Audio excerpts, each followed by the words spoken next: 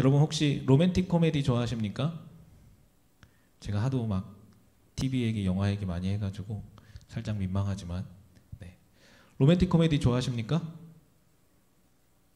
네, 고개 끄덕거린 두 분 요즘에 보셨던 로맨틱 코미디 중에 기억에 남는 게 있다면 뭐가 있을까요?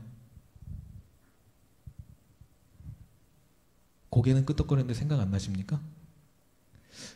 여러분 어떤 로맨틱 코미디 재밌게 보셨어요? 요즘 근래에 뭐가 있었을까요? 뭐 계속해서 나오겠지만 근래의 로맨틱 코미디 중에 저는 이제 제가 정주행하지는 못했는데요. 띄엄띄엄 본 것 중에 조금 특이한 드라마가 오늘 설교를 준비하면서 떠올랐습니다. 네, 뭔 줄 알고 크게 뭔 줄 알고 웃으시는. 네, 굉장히 독특한 드라마인데요. 그 드라마를 보면서 독특한 것 안에 어쩌면 진짜 사랑 이야기를 담고 있는 드라마일 수 있겠다라는 생각을 했던 작품이 하나 있었습니다. 뭐일까요? 네, 사이코지만 괜찮아? 네, 여러분 아십니까? 많이 아실 것 같은데요. 이 드라마에는 사실 정신병동 보호사로 일하는 주인공, 그리고 자폐 스펙트럼이 있는 그 주인공의 형, 그리고 성공한 동화 작가이지만 반사회적 인격 장애가 있는 고문형이라는 캐릭터, 이렇게 세 명의 주인공이 등장하죠. 그리고 이들은 무엇인가 서로 각자에게 결핍이 있고 트라우마를 가지고 있는 사람들이 등장해서 그들의 사랑 이야기를 펼쳐가죠. 이 드라마가 진행되면서 당황하게 되는 경우가 굉장히 많았어요. 캐릭터의 성격이 또 그렇고 우리가 보편적으로 표현하던 남자와 여자의 어떤 드라마에서 표현되어졌던 그 젠더로서 뭔가 표현하는 방식도 전복되어지고 하는 것들이 좀 당황되었었는데요. 로맨틱 코미디라고 했는데 왜 이러나 싶은 생각이 가끔 처음에 들었습니다. 그런데 점점 보면서 어쩌면 진짜 로맨틱 코미디일 수 있겠다라는 생각들을 하게 됐어요. 이 드라마는 사실은 인기 동화 작가인 고문영이라는 이제 사이코로 불리죠.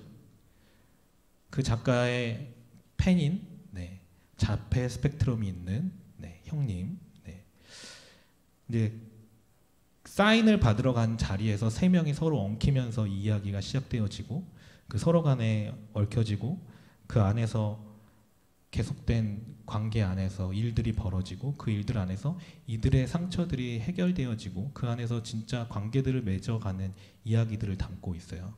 그래서 어쩌면 제가 계속해서 진짜 사랑 이야기라고 말하는 건 남녀 간의 사랑을 넘어서서 진짜 관계 안에서 우리가 어떻게 해야 될 것인가를 이야기하고 있는 건 아닐까라는 생각들을 하게 됐기 때문입니다. 이 드라마의 가장 진행되면서 당황스러웠던 설정은요, 여자 주인공의 어머니가 연쇄살인범이고 그 연쇄살인범이 남자 주인공 2명의 어머니를 죽인 장본인이라는 거죠. 그 사실을 모르고 여자 주인공과 남자 주인공이 좋은 감정을 가지고 관계를 시작하지만 그 사실을 알게 되고 그 안에서 관계의 어려움들, 그 안에서 해결되어지는 과정들을 겪는다는 거죠. 좀 전에 말씀드렸지만 이 당황스럽게 만드는 설정이요, 잘 생각해보면 사실은 원수라고 할 수 있겠죠.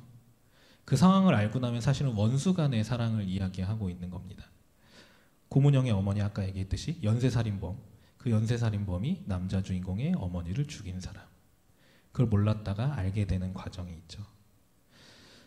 자신의 어머니로 인해서 형제가 불행하게 됐다라는 생각을 하고 여자 주인공 떠나려고도 하고 우여곡절이 있었지만 성장하게 되는, 서로 친밀하고 존중하는 관계로 나아가게 됐죠. 원수임에도 깊은 관계로 나아가고 진짜 마음을 나누고 서로를 세워주는 관계로 나아가는 이야기들을 담고 있었는데요. 제가 왜 이 이야기를 하냐 하면 저는 오늘 함께 읽은 이 이야기도 그런 사랑 이야기를 담고 있지 않나 생각했기 때문입니다. 진짜 로맨스 같은 이야기가 오늘의 본문의 이야기가 아닐까 이렇게 생각한 것입니다. 사실은 오늘 본문 여러분 그냥 눈으로만 따라 읽지 않으시고 마음으로 따라 읽고 함께 이해하셨죠? 이 설정을 보면요, 사실은 원수임에도 사랑하신 게 누구일까요? 오늘 본문에서 말하고 있는 예수님이 원수임에도 사랑을 보여주신 그분이라는 겁니다. 1절에 허물과 죄로 죽었던 자들을 살리셨다. 우리를 살리셨잖아요. 그런 이야기들을 하고 있고, 살리신 그 존재에 대해서 설명하면서 이 세상의 풍조를 따랐다고 이야기하고요. 공중의 권세 잡은 자를 따랐다고 이야기합니다. 그리고 계속해서 불순종의 아들들 가운데 역사는 영을 따랐고, 이 영은 우리가 잘 알고 있듯이 사단, 마귀라고 부를 수 있는 존재겠죠. 우리는 본질적으로 그들에게 속해 있었던 사람이라고 성경은 이야기하고 있는 겁니다. 그리고 4절에 더 나아가서 진노의 자녀, 이거 뭐 빼도 박도 못하고 자녀라고까지 표현했으니까요. 우리는 사실 하나님의 원수된 마귀와 사단의 자녀였다라고 이야기하고 있는 것입니다. 하나님의 원수된 자에게 속한 우리, 하나님의 원수라는 거죠. 이 원수에 대해서 어떻게 예수님은 표현하고 있죠? 예수님이 그냥 이 원수라는 표현 이후에 무엇인가 일이 일어나고 무언가 사건이 있어서 우리가 구원을 받았다고 이야기하고 있습니까? 아니, 같이 읽었잖아요. 네. 예수님은 다른 조건을 이야기하지 않고 다른 사건을 이야기하지 않습니다. 오늘 본문을 보면요, 아직 우리가 사실은 다른 이제 서신서에서도 비슷한 표현 하잖아요. 우리가 아직 죄인 되었을 때, 그리고 우리가 아직 허물인 상태, 진노의 자녀인 상태였을 때 하나님께서는 우리를 사랑하셨다는 이야기를 하고 있는 거죠. 예수님이 우리를 사랑하셨다는 이야기를 하고 있는 겁니다. 아직 우리가 죄인 되어 있을 때, 아직 우리가 본질상 진노의 자녀일 때 우리의 허물로 인해서 죽으셨다고 이야기하고 있는 것입니다. 우리가 무엇을 했기 때문에 그 죄와 허물을 해결해 줄게 라고 어떤 조건을 달고 죽으신 게 아니라는 겁니다. 어쩌면 하나님의 사랑, 하나님의 진리, 하나님의 공의, 하나님의 정의를 먼저 이야기하기보다 진노의 자녀인 우리를 포용하길 원하고 받아들이고자 하는 마음이 예수님에게 먼저 있었다는 것이죠. 하나님에게 먼저 있었다는 것입니다. 그렇기 때문에 우리가 아직 진노의 자녀였을 때 우리가 하나님을 알고 예수님을 따를 수 있고 예수님의 사랑 가운데 거할 수 있었다는 얘기를 하고 있는 거죠. 사이코지만 괜찮아 이야기를 계속하고 있는데요.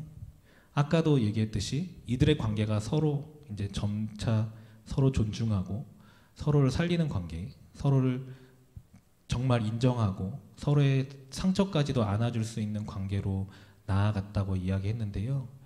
그 관계는 그런 관계로 나아가는 시작은 어떻게 시작된 걸까요? 저는 그 드라마를 보면서 이들의 관계의 문제 해결, 트라우마가 해결되어지고 서로 존중하고 정말 사랑하는 관계로 나아가는 그 시작이 서로에게 서로를 내어주는 일부터 시작되어졌다고 생각을 했습니다. 많은 이야기들이 있고 많은 에피소드들이 있는데요. 결국엔 서로 티격태격하고 싸우지만 자신의 집에 그 형제를 들어오게 하고 자신이 아끼는 자신의 트라우마 때문에 밤마다 잠을 자지 못해서 애착 인형처럼 안고 자는 인형이 있는데요. 그것마저도 내어주고 자신의 시간과 자신의 노력할 수 있는 모든 것들, 자신이 도울 수 있는 모든 것들을 내어주는 것, 그것에서부터 시작되어졌다는 것이죠. 자신의 자리 한 켠을 내어주는 것부터, 자신의 트라우마를 내놓는 것부터, 자신을 내어줌을 통해서 옆에 함께 할 수 있게 했다는 것이죠. 각자 서로가 서로 옆에 있을 수 있는 자리를 마련해 줬다는 겁니다. 그것이 내적이든 심리적이든 실제 공간적이든 서로에게 함께 할 수 있는 자리를 마련해 줬다는 것이죠.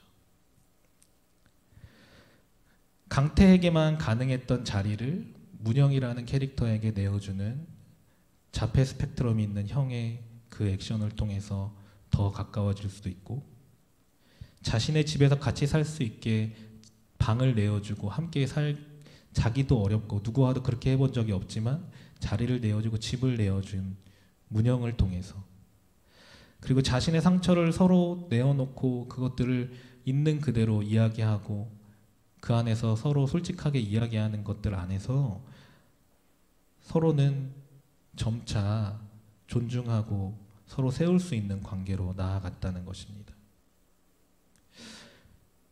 이런 모습이요, 사실은 저는 오늘 함께 읽은 본문 안에 있다고 생각했습니다. 서로 내어줌의 모습으로 관계가 세워지고 새로운 관계가 설정되어지고 그 관계 안에 거할 수 있게 되는 것. 5절 6절에서 계속해서 이야기하고 있는 건요, 십자가에서 우리를 위해서 자신을 내어주신 예수님을 떠오르게 하는 장면입니다. 우리가 함께 읽은 5절과 6절을 잘 보면요, 허물로 죽은 우리를 그리스도와 함께 살리셨고 또 함께 일으키사 그리스도 예수 안에서 함께 하늘에 앉히시니 라고 이야기하고 있습니다. 이 구절들을 읽어보면요, 우리가 생각할 수 있는 건 뭐죠? 십자가에 달려 죽으신 예수님을 떠올릴 수 있겠죠. 우리의 죄를 위해서 자기를 내어주신, 십자가에 내어주신 예수님을 떠올릴 수 있다는 것입니다. 다른 것들을 먼저 떠올리기 전에 자신의 생명까지도 우리를 위해서 내어주신 예수님을 떠올릴 수 있게 된다는 것이죠. 그리고 더 나아가서 하나님께서는 자신의 아들을 우리에게 내어주시죠. 아니, 예수님이 하나님이라고 우리는 고백하고 삼위일체 하나님이라고 고백하잖아요. 그러면 하나님 자신을 우리에게 내어준 겁니다. 그리고 또 우리가 이 세상 가운데 지금도 살아갈 수 있게끔 성령님을 내어주시죠. 이는 우리가 삼위일체 하나님이라고 고백하는 하나님의 속성이기도 한데요, 서로 간에 내적으로 관계하는 것 안에서 서로의 자리를 마련해주고 서로가 가까이 왔을 때 서로를 받아주는 것, 그리고 그 안에서 교제하는 것, 서로의 자리를 굳이 마련하고 그 안에 들어온 그 존재와 교제하는 것, 진실하게 교제하는 것, 그게 하나님의 진실한 속성이라는 것입니다. 그런데 그 하나님의 속성을요, 우리에게도 보여주셨다는 얘기를 하고 있는 겁니다. 그렇게 하나님께서 우리에게 자리를 내어주신 걸 통해서 우리는 우리가 하나님 안에 거할 수 있는 자리를 얻게 되었다는 것입니다. 우리가 하나님 안에 거할 수 있는 거요, 우리의 능력으로 할 수 있는 겁니까? 오늘 본문에서도 계속 말하죠. 우리가 할 수 있는 게 아니라고 말하고 있습니다. 분명히 가능한 건 무언가 하나님 쪽에서 우리에게 해줘야지만 가능한 일인데, 그걸 해주기 위해서 우리에게 자신이 가질 수 있는 것들을 포기하면서 내어줬다는 거죠. 내어주고 자기가 내어준 그 자리에 우리를 있게 하는 겁니다. 그래서 우리는 하나님과 관계를 맺을 수 있고 살아갈 수 있게 되었다는 것이죠. 그 마련된 자리 안에 우리는 거할 수 있고 그 안에서 진정한 사랑, 하나님의 사랑을 경험할 수 있게 되었다는 겁니다. 그 자리에 서서 우리는 성령을 경험하고 우리가 하나님을 알 수 있게 되었다는 것이죠. 그런데 하나님께서는 왜 그 자리를 우리에게 내어주시면서 그 자리에 앉히고 우리에게 내어준 그 자리에 앉으며 교제하게 하실까요? 그냥 우리가 그 옆에 앉아서 그냥 죽으면 천국 가는 거, 그냥 거기서 하나님과 그냥 교제하는 거, 기쁨이 있을 거라는 막연한 기대를 위해서 우리에게 그 자리를 내어주신 걸까요? 오늘의 본문은 거기서 멈추지 않죠. 우리에게 분명하게 원하시는 게 있기 때문에 우리에게 자리를 내어주시고 그 사랑을 먼저 알게 하신다고 이야기하고 있습니다. 7절에 보면요, 은혜의 지극히 풍성함으로 오는 여러 세대에게 나타내려 한다고 이야기하고 있죠. 이걸 다른 이들에게 보여주고 싶은 마음이 하나님에게 있는 것입니다. 더 많은 세대에게, 더 많은 사람들에게 그 하나님의 은혜의 풍성함을 알게 하길 원하신다는 거죠. 하나님 옆에 자리에서 교제하며 하나님의 진실한 사랑을 경험하는 일들이 더 많은 세대에게 일어나길 원하시는 게 하나님의 마음이라는 겁니다. 10절에서는 더 나아가서 그게 우리를 만드신 이유라고까지 이야기하고 있는 거잖아요. 그리스도 예수 안에서 우리는 뭐라고요? 선한 일을 위해서 지으심을 받았다라고 이야기하고 있습니다. 그리고 더 나아가서 우리가 정확하게 우리 가운데 그 일을 행하기를 원한다고 말씀하시고 있는 것이죠. 우리에게 그 일을 행하기를 원하십니다. 하나님께서 그것을 위해서 우리를 지으시고 우리에게 먼저 찾아오시고 자신의 자리를 내어주셨다는 거예요.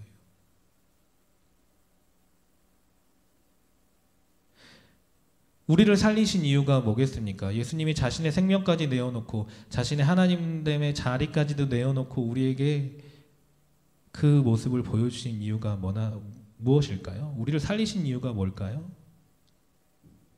하나님께서 그리스도와 함께 살렸다. 계속해서 그리스도와 함께, 그리스도와 같이 이렇게 표현하고 있잖아요. 예수 안에서 하늘에 함께 앉았다라고 이야기하고 있고요. 이렇게 예수님과 함께 하게 하는 이유는요, 어쩌면 하나님께서는 예수님이 하신 것과 같이 우리에게 그렇게 하길 원한다고 말씀하실 수 있다는 겁니다. 우리를 통해서 예수님이 보여주신 모습이 드러나길 원한다는 것이죠. 여러 세대에게. 예수님이 하신 일이 보여지는 게 우리가 행하는 선한 일이라고 말씀하신다는 겁니다. 우리가 나누고 있는 오늘의 말씀을 통해서 생각해 보면요, 우리는 어떻게 해야 할까요? 계속해서 내어준 예수 그리스도의 모습을 보여주고 우리가 예수 그리스도께서 내어준 그 자리에서 하나님을 알게 되고 우리가 그 은혜의 풍성함에 거하게 될 수 있었다는 얘기를 하면서 너희가 예수와 함께 살았다, 그리고 예수와 함께 하늘에 앉았다라고 이야기한다는 건 우리도 그 예수의 모습, 내어준 예수님의 모습대로 우리가 살아가기를 원한다고 하시는 거란 이야기를 하고 있는 겁니다. 예수님께서는 우리도 예수님이 하신 것처럼 서로를 내어주길 원하신다는 겁니다. 서로에게요. 우리 주변에 있는 사람들에게, 우리 지체됐다고 말하는 사람들에게, 아니 우리 주변에 있는 모든 사람에 어쩌면 함께 할 수 있는 자리를 내어주길 원하시는 게 하나님의 마음이라는 것입니다. 예수님이 하신 것처럼요.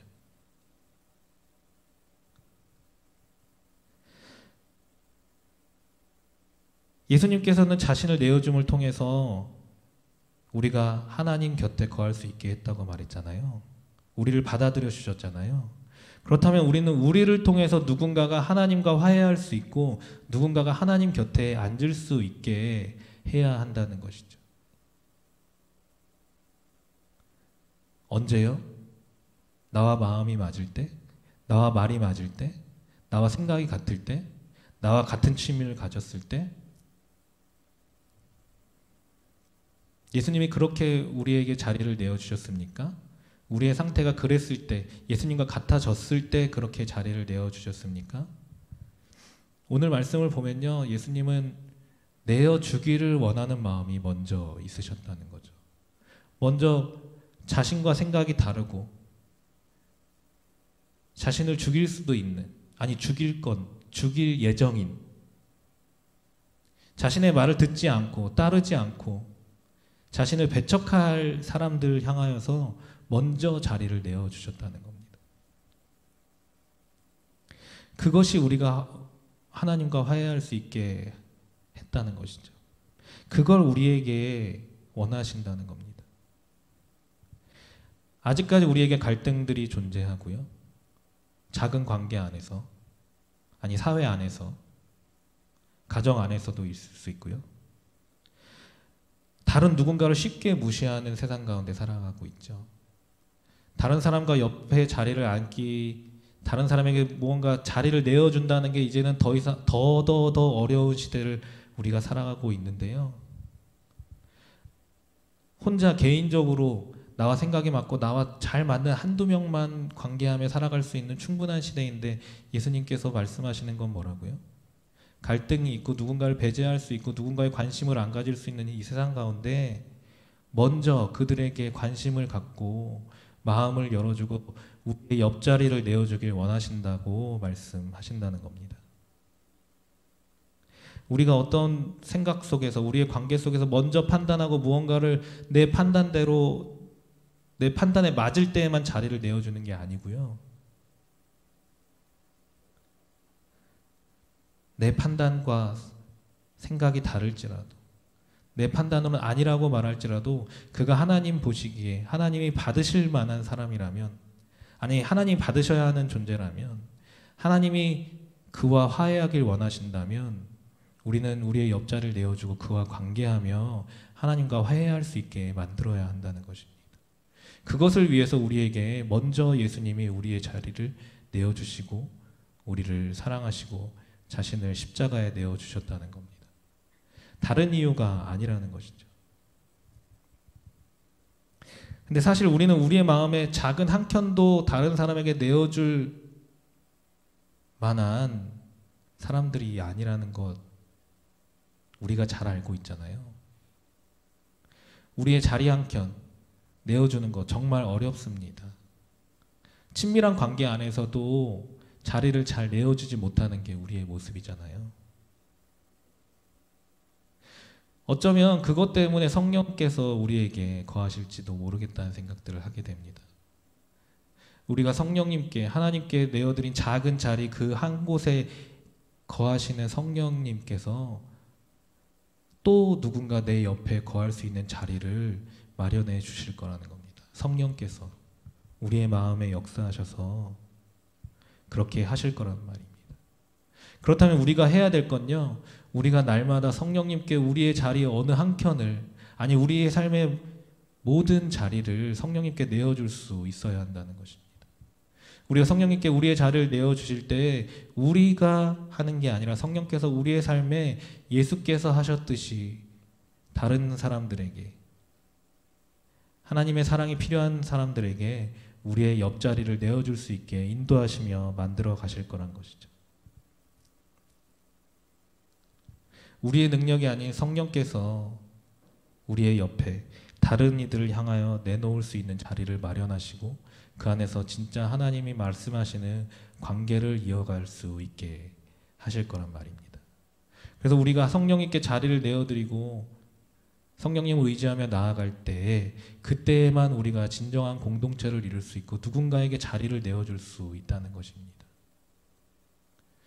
여러분 그 성령님의 의지에서 여러분의 자리, 여러분의 마음이든 여러분의 삶의 자리이든 어느 곳이든 그 사랑이 필요한 사람들에게 여러분들의 자리를 내어주시겠습니까? 그렇게 내어준 자리에서 하나님의 사랑을 누군가가 알기를 원하십니까? 우리가 그런 마음을 가지고 그런 마음을 고백하면서 찬양하면서 기도하겠습니다.